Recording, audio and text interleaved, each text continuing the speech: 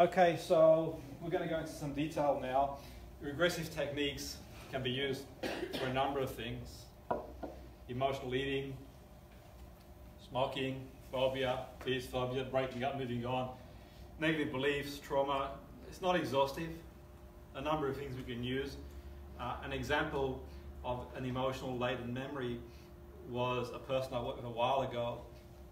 They suggested through regressing that they felt rejected by their parents, or parent I should say. And then something as simple, well, what comes across as being pretty straightforward.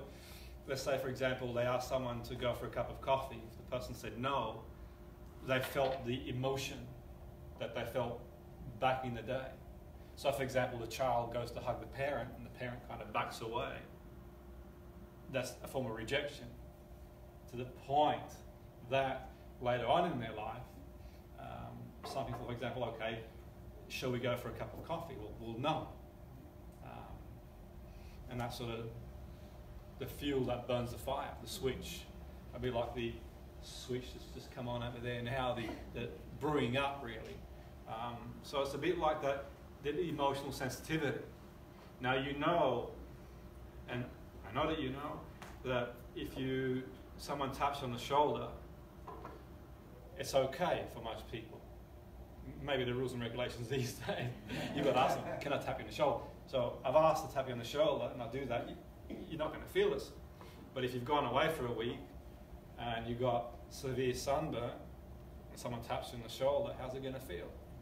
A lot more severe. So you've got these sort of emotional laden memories that ignite. See, what might be one thing to you might be something different to somebody else. So the memory rescripting process can be quite useful in those situations. If someone saying no to go for a coffee has nothing to do with you, possibly. Well, it might be, but it's their choice what they do. But for the greater good, there's a number of reasons why that might happen.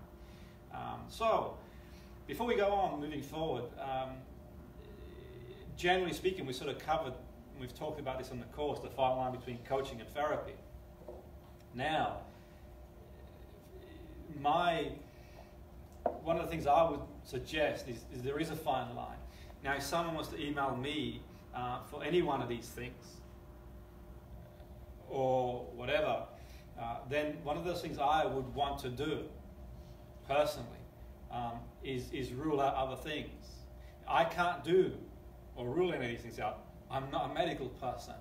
So my port of call would be for them to go see someone appropriate. Okay, go see someone appropriate for a mood disorder, an affective disorder that they have potentially, or whatever it might be, then it might be an idea, actually, you know what, to go see someone. Because you know, there's a number of things that can affect people. Anxiety, for example, Cushing syndrome, hypercortisolitis, a lot of cortisol in the blood, thyroid dysfunction, not enough thyroid, vitamin deficiencies, substance misuse, medication, neurological conditions. They can all impact someone. Now, okay, if someone decides they're going to go see a hypnotherapist, a chiropractor, or a practitioner for some back pain, and they're getting treated. And I think chiropractic has its place. I've had treatment for myself, but the point being is that you go there for back pain, and the key is really you get treated for the back pain to the chiropractor, but at no point do you go see the doctor. And then 6 months later, it could be a damn tumour for all anyone knows.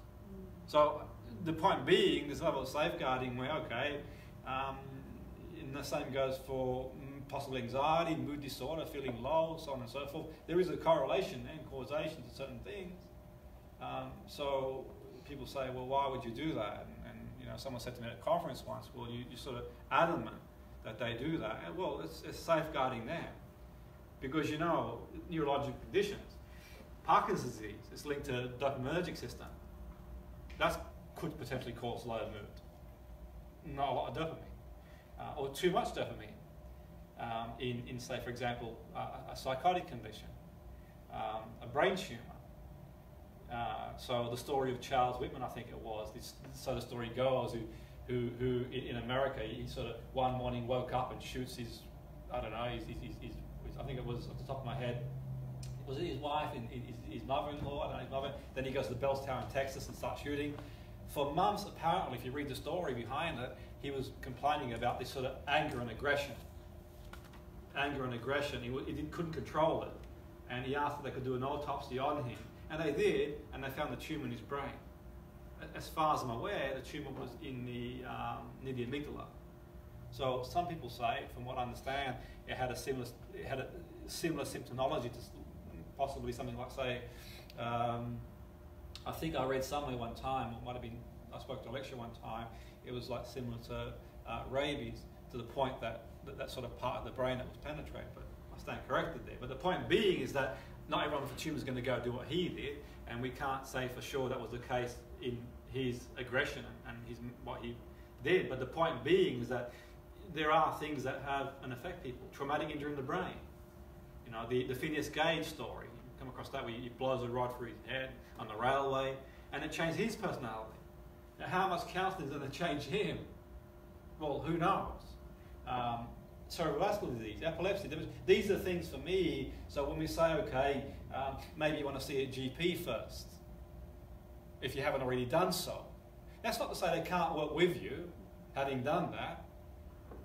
That's not to say they can't work with you adjacently to whatever they're doing, but that's to say that, okay, if they need to get treatment for a biological disorder, then for the most part, well, you sort of know your remit.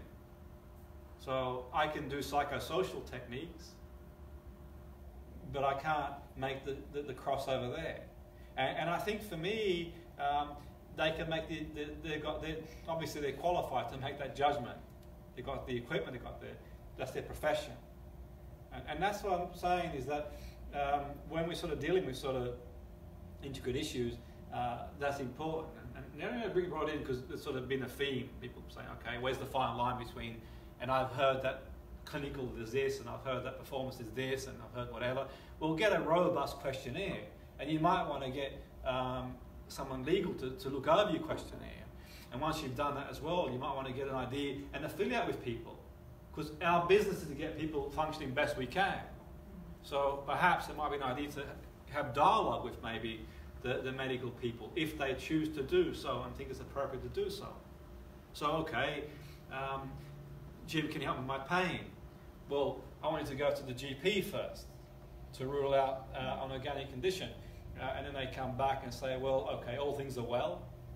Okay, well, let's do some hypnosis. Well, actually, they've discovered this. Well, GP, is it appropriate to do that? This is what I do. And GP says, well, maybe it is, maybe it isn't. So you've got a dialogue going there, but you're not sort of suppressing something and leaving someone in a situation. And that's the sort of danger I think we face in society. Information and that sort of thing, and that's sort of not sort of, that's one of the issues I think certainly in non-regulated areas. That, you know, in non-regulated areas, that's one of the biggest issues I think from that point of view. But for me, even to the point where if a sports person comes to me and has anxiety, I still, in a lot of situations, say, have you checked that out? Because they might say, well, I'm a bit nervous about game. But, you know, these things kind of correlate.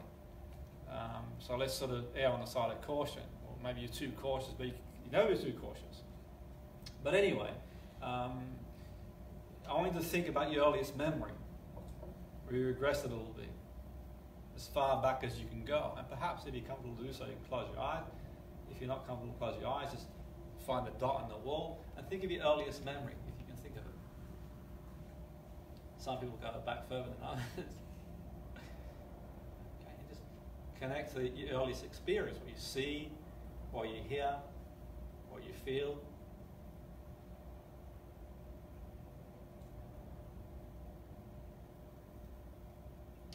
And in your own time, and in your own pace. You can come back to the here and now. If you want to come back, if you want to stay where you are, I'll sort of wake you up in 40 minutes or so. So a couple of examples where I've sort of used the process. A young girl I was working with, pretty direct situation, trampoline.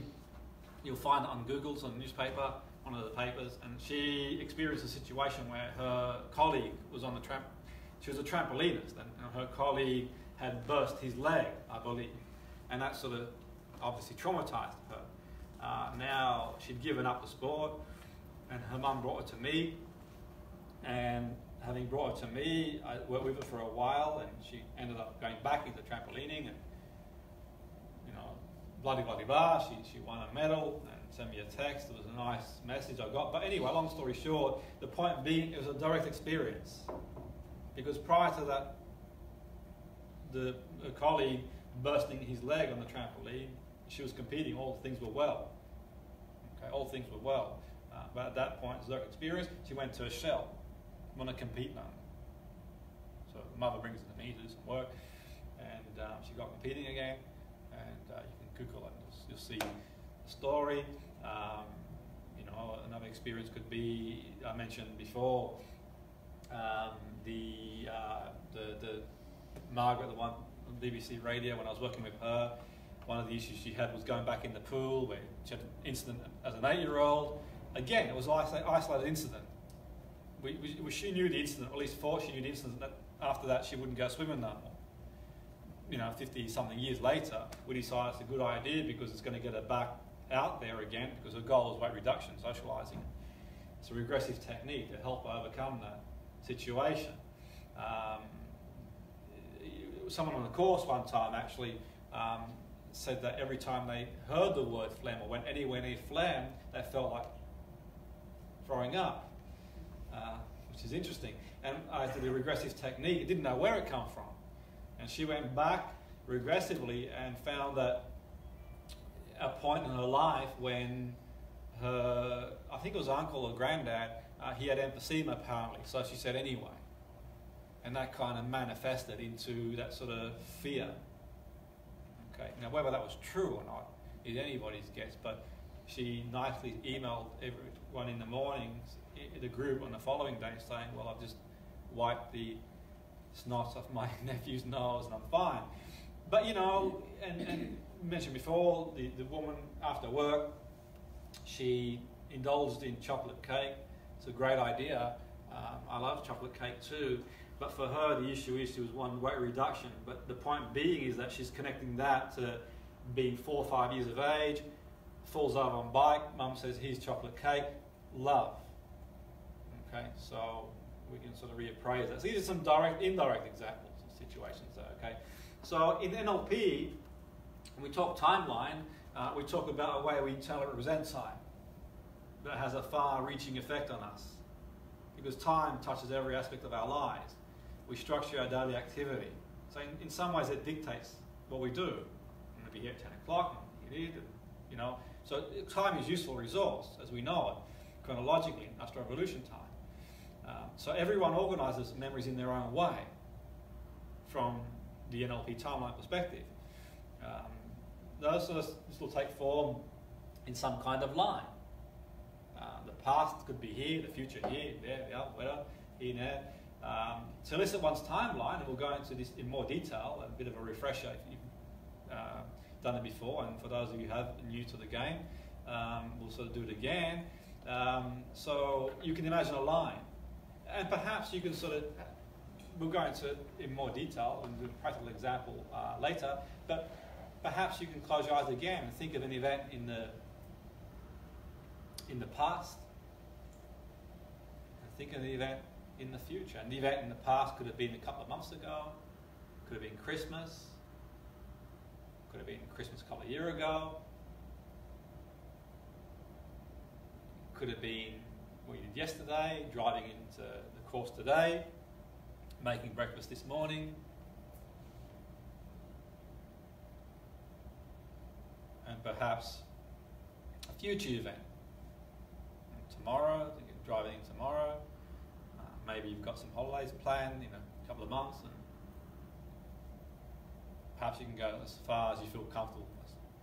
And you can sort of join that up, if you want, in a linear way, if that sort of works in that situation. Okay. And having done that in your own time, in your own pace, just come back to the here and now. And when you're doing that, and we'll go into that in more detail, so you can be a mundane thing, just generally speaking. Generally speaking, it could be an everyday thing like cleaning their teeth, memories a year ago, and just generally speaking, getting an idea. Did anyone have a line that represented time? Okay. Okay, wonderful. Okay. And that can be useful.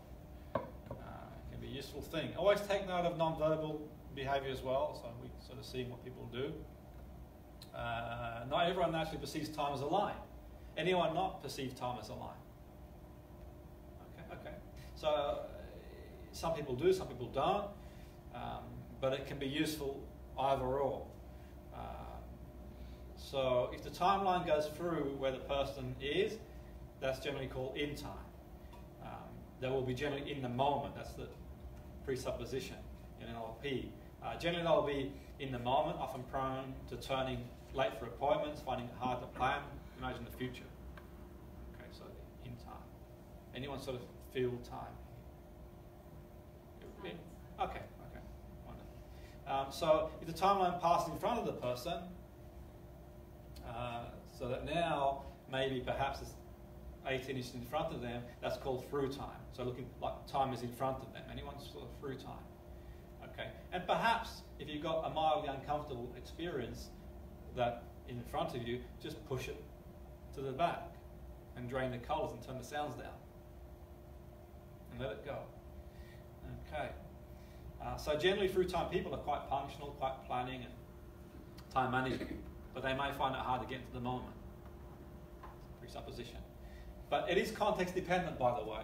Some people have more than one timeline, so they might be through time for one thing and in time for another. So for me, if you're going to work with someone who has an issue, whatever that issue might be, make it context dependent. The context of what they're working on. If it's a goal, if it's an issue you're working with, it's context dependent. It's not just a question, okay, I'm going to list your timeline for the sake of doing it, and then that's going to run for pretty much everything you do. So it's the context of the person who comes to see you for whatever they're seeing you for. Age regression is hypnosis. Anyone done age regression before? Regression before? Okay. Sorry? Okay, sin, okay.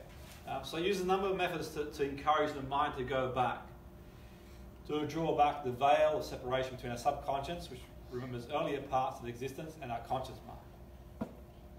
Okay, so until I mentioned that, you probably weren't aware of your earliest memory. Could anyone connect to an earliest memory, or as much as you could have connected to an earliest memory? Okay, so hypnosis is the main instrument for regression. Meditation, dream analysis, journaling, are all useful too. Okay, anyone done meditation in the group? Dream analysis, okay. Journaling. So children up to the age of 6 operate predominantly with the same theta brainwaves used in hypnosis, as a general rule, give or take a few months here or there. Their veil is already open. At 6 it tends to sort of close off, and their main function becomes beta, which helps with everyday activities. Okay, so the science suggests that children up to the age of 6 operate in that sort of theta. So the child is father to the man, so they say. So we're much more impressionable, the imprint phase, but our filters are raw too. But equally, that's the sort of case. So hypnosis taps into the brain at theta. And you'll see, and certainly a lot of times I've done regression, and those who've done regression before, people generally go back to that 3 or 4 years of age. And my hypothesis being that could be the case. So hypnosis taps into the theta waves. Maybe we simply open that door again. Okay, so why age regression? Why would you do it for? Well, you probably saw the interview I did the other day with that Dana who does regression for what she does it for with her own clients who've got somatic conditions. But the point being, for me, therapy is about going from a maladaptive response to an adaptive response. So you might get someone who's a regression tourist who wants to go back to a past life to find out the Julius Caesar or Cleopatra or King, whatever. But the point being, that's the novelty. I don't do it for that. So I'll push someone as far back as they're comfortable going to identify the source of the issue. whatever that source might be, to reevaluate, reappraise it, or maybe go back to before it happened, rescript it. They may go to a past life. Do I believe in past life? And that's the question I get asked a lot. I don't know, because I've never spoke to someone who's come back. So scientifically, I think that there's a skepticism. So why do you do it? Because I said before, it's about going maladaptive to adaptive. So if it works for that person, so the science part of me tells me that the brain being the way it is, they could have watched the film at 2 years of age on TV passively, and that could have registered. But the open-mindedness person, the person that says that we're on the edge of a pier in science and there's a lot we don't know, says, well, who knows? But it goes back to your own protocol. And if you sort of go to a Brian Weiss seminar, he's pretty adamant that that's the case. And that's entirely up to him, what he believes. But the point being is that that's what we are with things is concerned. In the solution-oriented approach, we're not interested in age regression to go back to whether it happened or not. Okay? We're looking to go back to reevaluate situation, to have an influence over the experience so that we can see it from a different point of view. Okay? A different look at it. A different experience that we can bring back to the now. Because as an 8-year-old, Margaret in the swimming pool, she was 64 at the point of we'd done the work. She had a lot of experiences. She'd grown chronologically, she'd aged, a lot of things she'd learned in life. She wasn't applying those resources that she has now. She was living from that framework of reality. But the aversion in the limbic part of the brain, the amygdala, the fear response, the limbic system, thinks swimming pool, thinks survival. Okay, so we've got experience of looking at photo albums, past photos in primary school, seeing a photo of a house we lived in, a souvenir we bought on a holiday, and it takes you back there. Anyone have like a maybe like a shell from the holiday in the Bahamas or maybe Thailand, and sort of brings you back there, like an association, a connection there. We've had that, so revisit memory. What in regression, you want to avoid leading questions. Avoid leading questions, and I'll sort of come back to that. We want to ask open questions. What do I mean by that? Open questions, okay, where and one guideline I would suggest to use is who, what, where, how, which, why. Okay, in adverse to closed questions. Okay, why do you think we want to avoid asking closed questions in regression? Sorry. Precisely. Is it your birthday? Are you the Queen of England? Could he be? So these are going to give you a yes/no response. It's also if you don't ask closed questions, it gives you room for the unconscious mind to search for the meaning. Yeah, possibly, exactly. I mean, there is a point. You may ask some closed questions when you invite the person into trance. You might ask some yes sets to get compliance. But as you're going on the journey, you probably want to sort of ask questions that are open, in adverse to straight yes or no. So the minute you sort of see someone getting really closed and you see, okay, it's probably a tourist, a journey person, okay, and you're gonna heavily influence that person, their perception, especially if they're in a state of hypnosis. If someone's experiencing anxiety, if we go back to before they had anxiety and memorize how they felt, that can be a useful resource too, to deal with the event as it happens. So you weren't always anxious, that's useful. Okay, so prior to that, you were okay. Okay, prior to that situation, and you can go back and memorize it and connect with it and disconnect the anxiety. So prior to that situation, I felt calm doing an exam. Then I did the exam, and thereafter I felt nervous. So prior to that situation, I felt comfortable riding a bike. But then I crashed it, and now I feel anxious, even looking at one. Prior to someone bumping into the back of me in the car felt enjoyable to drive. Now I feel anxiety. You can go back and connect to the experience prior to that. It can be useful too. Okay. Fear behaviour is a social function. We communicate through danger, so others can take appropriate action. So you think about it. If someone eats some food they don't like, what's their expression facially? If they eat food, they're not going to have you can sort of tell. But the point being, if someone has a fear response, you can tell as well. So, okay, what happens is, let's say, for example, you're in the lounge room, or you're in the kitchen, or in the dining room, and you notice a spider in the corner of the room, and one of your parents jumps up in the air at the sight of the spider. Can that then manifest to you, that fear? Yeah, it certainly can. The reaction. So I've cut off the F there, off the ear. I've cut the F off the ear there.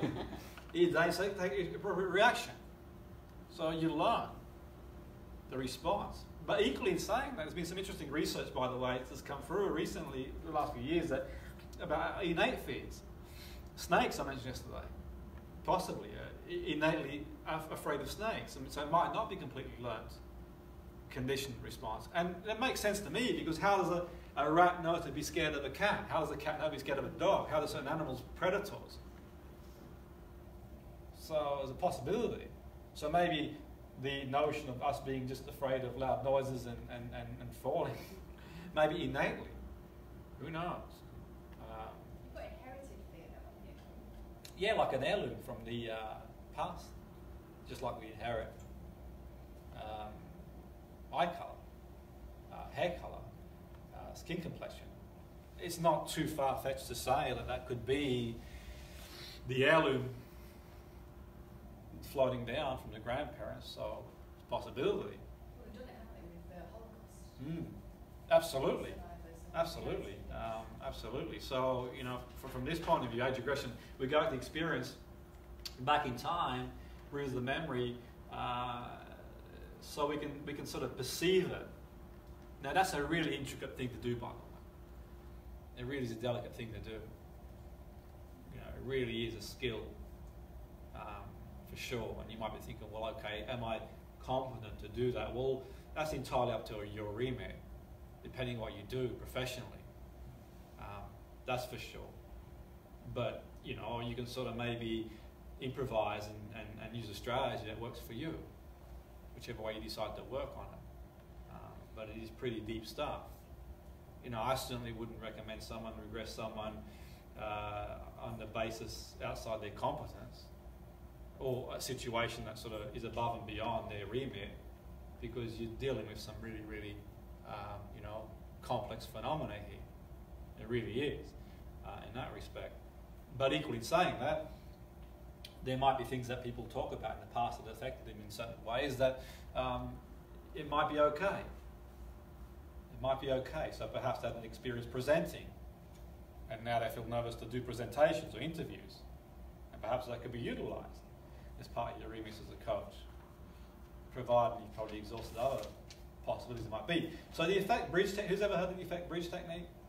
You guys know, you've got that one. So the effect bridge is, has been constructed. The next goal is to uncover the initial sensitizing event. Which event started the problem issues, a bit like dominoes. You ever seen them, they sort of fall, and that can be one way of sort of bridging it. We mentioned before, like photos can bring you back to the past. And take a moment to think about a past experience. It could be a vacation, something pleasant. Think of a pleasant experience in the past. So connect to a memory. Just be. If you take a moment to sort of perhaps close your eyes and just reconnect to an experience that happened in the past, and relive the memory. A nice experience, a nice pleasant one. Your vacation, a holiday, spending time. And as you do that, if any negative thoughts come into your mind, just let them disintegrate into the atmosphere, or let them go through a conveyor belt. Just enjoy the richness of the. It could be a treasured childhood memory, a vacation. Really Maybe taking some time to experience it. What you see, what you hear, what you feel, reliving the memory and just enjoying. Okay, and in your own time, in your own pace, you come back to the here and now. Good, everyone connect to a memory. I know I was a little bit rushed and we'll get time to go into more detail, but you can see we regress. And if you get pulled over by the police while you're driving on the motorway this afternoon for whatever reason, you're going to regress, possibly to, okay, what have I done? And you know if you go visit your parents or family, you might regress. And you know if, for example, you visit one of your parents and they say your name in a certain way, you know, and it kind of takes you back, well, I'm not 5-year-old no more, as you do, so, you know, things can sort of spark things up. Rescripting techniques is, the focus on rescripting, by the way, is on revisiting trauma and traumatic memories in altering them. Memory rescripting techniques are often taught to people with post-traumatic stress. It's a separate thing altogether. Stress disorder helps them deal with emotional response to traumatic memory. Okay. It can also be used for everyday life, with negative experience that we encounter on a daily basis that evoke a significant emotional response that we can't go back and change. Hence, I mentioned before, okay, one might have felt neglected or rejected as a child, and then they sort of take it upon themselves to maybe, in proportion to the situation, go a bit overboard. So, okay, no, I can't make it for that meeting. And they just, what, you can't make it? And it gets blown out of proportion to the point that their behaviour response is far more bigger in proportion to the actual response itself. So most people, in most situations, might be, well, okay, you can't make it, fine. But we know in certain situations, the emotional, the memory, the connection there can be pretty charged. So in certain situations, the presentation could be okay, feel a bit nervous because I had a situation I presented before and someone in the back of the room started giggling. So, you know, you're going back in to present again. You can't change the fact the person giggled, or whatever they did, that happened. But what you can do is sort of reappraise the situation. So modify and rescript the memory and make it more positive and benign. So maybe you can blunt the sword, so to speak, and make it more benign. Okay, could they have been laughing about something else? And if they were laughing at you, well, that might be a good thing, that you can make people smile. But it might not be as outreach to that. It might be the fact that, okay, there were 90 people in the group that were really absorbed in what you were doing. That changes it, modifies it. Okay? Because we mentioned yesterday, memories generally fade. Memories from states from a bygone time. So if to resurrect these memories, they're not as rich as we first imagined. So when asked to recall the experience you had, we sort of touched on that yesterday, you've used some of those neurons for other memories. So it would have been harder to connect to your childhood experience, at least a pleasant one, than it would have been had you tried to connect to it years earlier. Just like it would be harder to connect to the vacation you went on 5 years ago if you're connecting to it a day after you've got back. Okay, that's a given to a point. So regression, going back to regression, it's so that we can relive the memory like it's happening now. And this connection or dissociation from the present experience to connect to that experience. So there's a level of disconnection and dissociation to connect the experience. Like we can live it like it's happening now if it's appropriate and applicable. It's a gentle process. Gentle process. Extend the comfort zone. See if they're comfortable going there, if that's part of what you do. It's not okay, going to dump you in the pool here. No, it's not that. Dip your toe in first. Person doesn't want to go there, don't go there. Okay. The cognitive reappraisal process is part of restructuring. The reappraisal involves transforming the meaning of a negative situation that encounters, and in doing so, reducing the emotional impact. well, I thought they laughed at me when I did that presentation because I was useless. And I was told I was useless for all these years growing up. But now I realise the reason they were laughing is because they weren't paying attention to what I was doing. Now something was coming to their mind, and the rest of the group were attentive to what I was doing. So the emotional impact goes from, say, 100% down to 50%. And the mesh that we talked about yesterday is reduced. We're sort of on board there. We're on board with that. So the reappraisal, you go for your walk at lunchtime, and you're adamant the person that you knew as a child growing up ignored you, didn't want to speak to you, and you come back angry and furious and upset about the situation.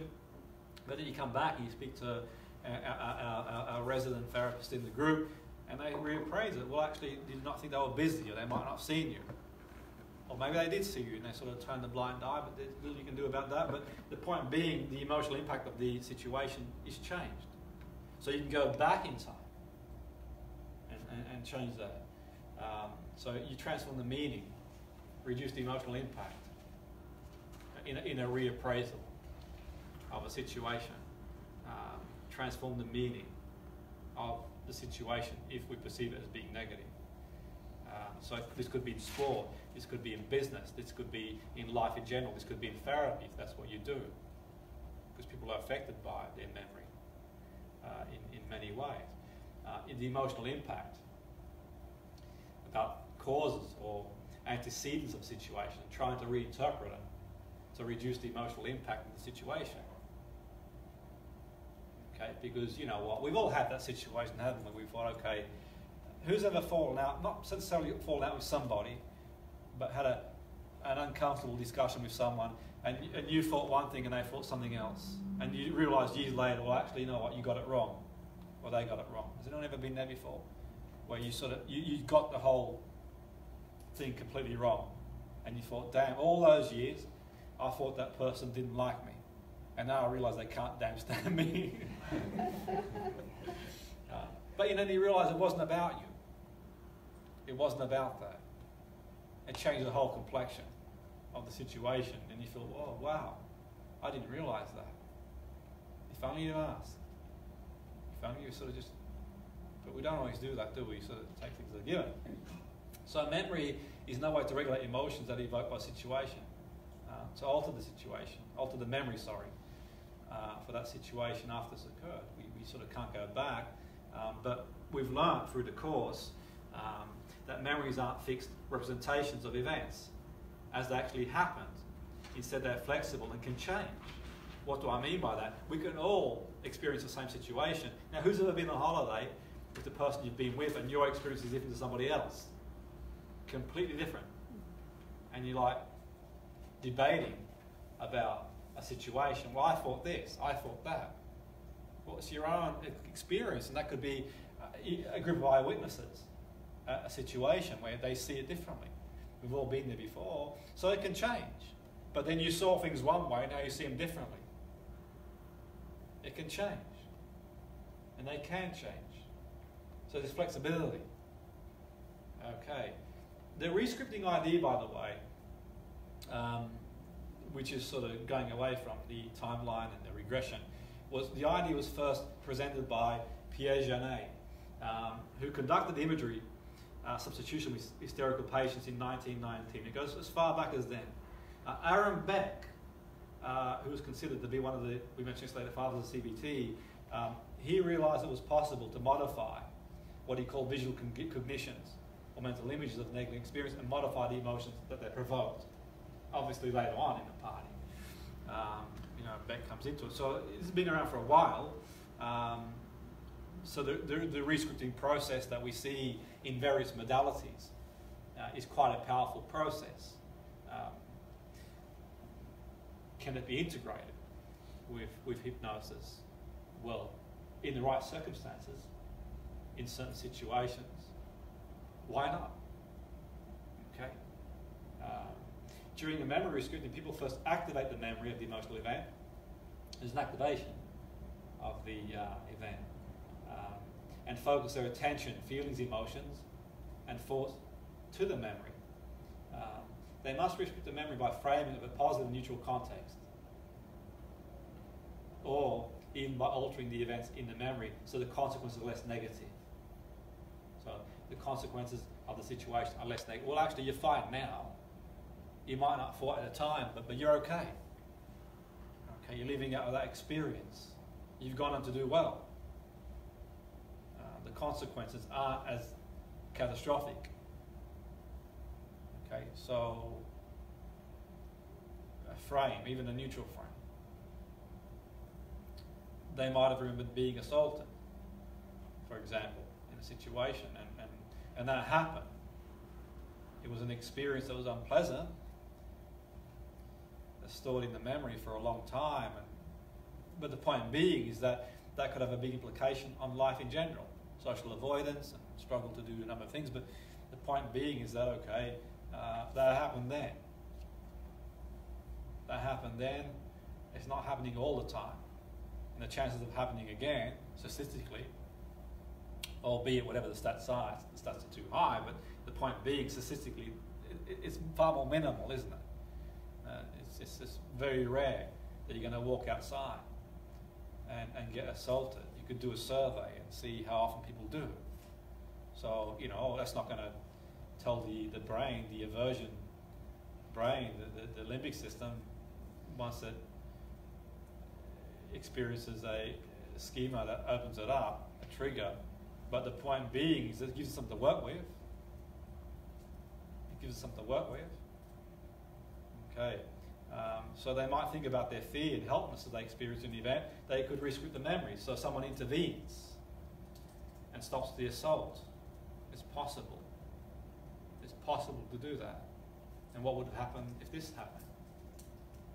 It's not always appropriate, but it is possible, and it can have a big implication. So rescripting there suggests a sort of number of functions. It gives people opportunity to update memories, negative or traumatic experience, and correct them. The ones that have been poorly processed, we mentioned earlier, explore emotional responses that may inhibit, which may not have been fully acknowledged, experienced before or after the negative event.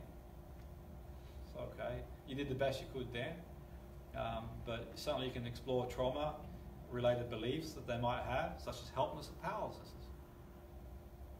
Okay? But you're okay now. Things have changed. So, sort of a couple of things we're going to touch on before we break for lunch. The timeline technique of NLP hypnosis, and anyone ever done it? Obviously the group is most of you done it, all of you done before. It allows the hypnotist to access early memories without the need for vivid re-experiencing it. So what's the difference in the protocol? Well, the NLP, you know that you don't necessarily need to vividly re-experience the memory. Okay. To refresh your mind, I'll do a demonstration after the lunch. The timeline technique is visualizing the timeline in a linear sense that we covered earlier, by floating over it, connecting all the events related to the problem so they can be eliminated all at once in the subconscious. Okay? Age regression, the difference being, is primarily used to identify the initial sensitizing events, so that misconception and fallacies surrounding it can be cleared up. Okay, let's sort of reiterate that. So in the NLP, the timeline hypnosis allows hypnosis to access earlier memories of the client without the need for vivid re-experiencing, like you would do to a point in rescripting, and in age regression, it's used to identify the initial sensitizing events. So misconception and fallacies surrounding can be cleared up. But the other point being, you'll see some people in NLP do it content-free. Okay? So by reframing the ICE, the initial sensitizing event, and removing inaccuracies, the subconscious mind can let the negative effects go, including those reinforced by subsequent events. Okay? And they can achieve catharsis. So you've had this event and other events layer upon layer. So it's a bit like untangling. You have a bath and you put a rubber duck in the bottom of the bath and you tie the strings. Then you cut the strings and it just comes straight back up. Okay. The effect bridge technique is often age regression where the client follows specific and well-defined emotion back in time the first time they experienced it. So the bridge technique here, you follow the emotion. The bridge to the emotion, okay? I feel nervous presenting. You're not going to the first presentation, you're going to the feeling presenting. I feel anxious driving. I've gone to the first time you drive, you're going to the feeling. I feel frustrated, I feel angry. When I do one thing or the other, you go to the emotion, so to speak. So timeline techniques in general are helpful and simple. Only a light or medium hypnotic state is sufficient. So the good thing about NLP, the timeline technique, you don't necessarily need, it can be a light or medium hypnotic state. The client doesn't have to relive the experience. So it can be useful in that context. In contrast, age regression requires deep trance and revivification of past events, but it's powerful to change perceptions and insights. Okay, so the timeline technique, we don't access the memory, so to speak. There's no need to revivify, but in the regression hypnosis, the revivification is one way we change perception and insight. So whether it's the bridge technique, you follow the emotion, or the event itself, or regression, you're still reliving the memory to a point in that way. The timeline technique, we've mentioned earlier before, can be done through assisted visualization in a linear sense. Some of you had the linear, so an experience, the past here, whatever, float above it, connect the events related to the problem. So they can be eliminated at the subconscious level. Okay. And I've mentioned before, the age regression, to sort of drum it in, is the ICE. Okay, and that's the effect bridge technique is very focused and uses the emotional guidance system to find memories that are relevant to the behaviour they want to change. So the memory, the emotional memory to the behaviour they want to change. Okay. The effect bridge problem is traced back all the way to experience roots in the past. Personal timeline is a vast and detailed system. Some do, as I mentioned earlier, claim past lives. You may get that. Consequently, whether you believe in past life or don't believe in that, is still a useful process to use. If they decide they want to go back, and whether that's a process that is real or not real, the key point being, certainly in the therapeutic context, is the change in behaviour. So dissolving the emotion, the subconscious can dissolve the emotional charge attached to the memory. So now if someone says to me, I can't make that coffee, I'm okay. It's all good. Your loss. You're missing out. It's all coming back to your problem. I don't drink coffee anyway. Well, I do actually. But the point being is, okay, you've dealt with it. You realise. Because you encode all these memories and store the memories and experiences. And this enables us to keep track of time, even though a small portion of that data is available in our conscious mind. Because you're not thinking about the holiday you went to last year, you're not thinking about what you did last week, you're not thinking about Christmas now. Because you know consciously only focuses on so much information. Okay, but the good thing is timeline, memories relate to specific negative emotion, so I'm not good enough. I can't trust anybody. They're all chained in sequence. The Gestalt. The Gestalt is a psychology that means the unified whole, which is a framework of the law that our mind created to acquire and maintain meaningful perceptions in an apparently chaotic world. And you'll know the NLP model pearls. Okay. So it doesn't focus on the individual event, but releases the entire Gestalt, beginning with the very first event of the problem until the present moment. And we said before, in contrast to regression, timeline does not require the client to remember or relive potentially traumatic events. And we sort of touched on rescripting too, which is a useful process that's attached to various modalities. They identify and focus their attention on the feelings, emotions, and force of that memory that it evokes. and then they rescript it to a more neutral context. So that's giving you a bit of an insight. But have you noticed how, when you're doing something in the present moment, you can suddenly find yourself thinking about something else? So before we sort of break for lunch, let's do a couple of minutes. Let's sort of prime you for what we're doing after lunch. And perhaps you'd like to close your eyes. And as you close your eyes, you notice your breathing. And as you become aware of your breathing, you begin to feel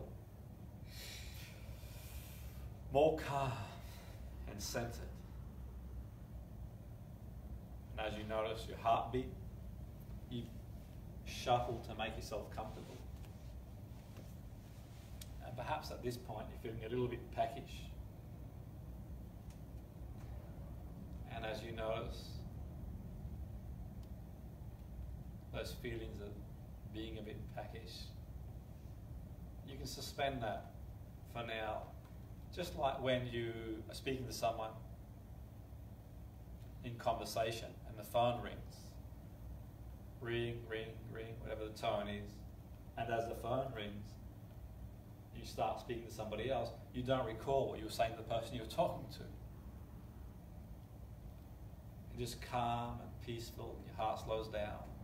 Your breathing slows down. And perhaps you can hear the wind in the background. And that sort of takes you back to a time when you felt safe, secure, peaceful, and calm. And now, perhaps you experience a time in your life when you felt calm and peaceful. And you can't think of a time. You create your own environment.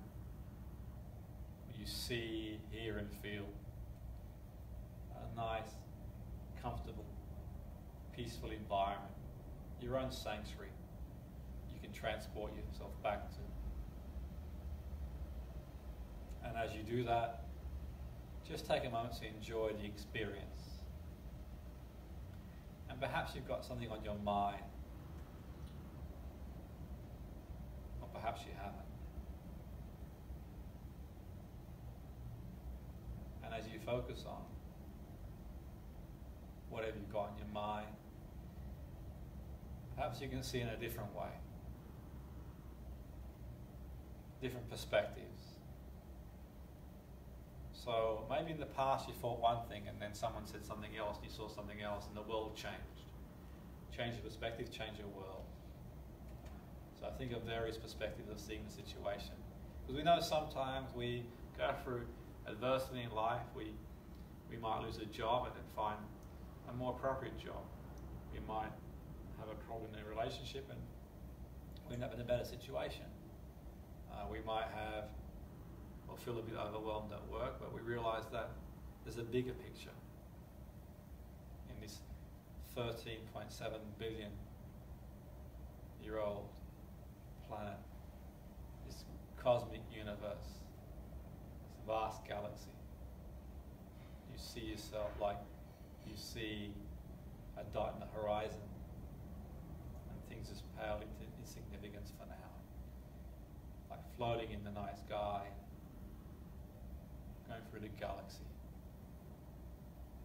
and just connecting back to your energy, just like plugging in a mobile phone and the charger, and you charge yourself back up again, and you feel a sense of calm and peace and energy, and a sense of confidence that any challenge you've had in the past, you've had all the resources to take that challenge on. And you know that any challenge you have in the future, you can take it on. And that's a wonderful feeling to have. Wonderful feeling to have. To be confident in your own abilities. And as you do that, you can just enjoy the experience, like reading a book or sitting down in the summer sunshine, those nice, warm, long nights, perhaps a mild summer shower, and you smell the summer rain and the greenery in the background and the blue sky. You're at peace, you're at one with the world. And I'll pause for a moment, let you enjoy the experience. And as you enjoy the experience, you can hear the clock ticking in the background, slowing down. And you know that time as we know it, serves a purpose, but equally, the mind codes time differently.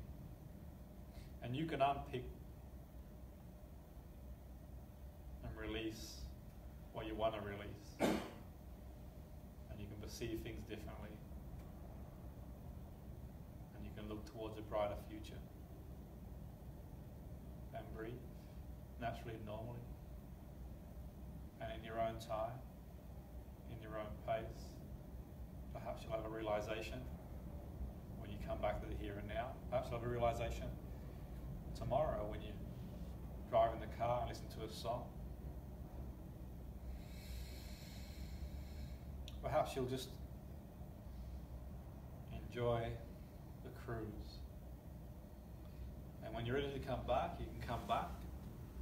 If you want to stay where you are, I'll call you at 1:30 after lunch. I'll be well fed. I can bring you some food. Here we go.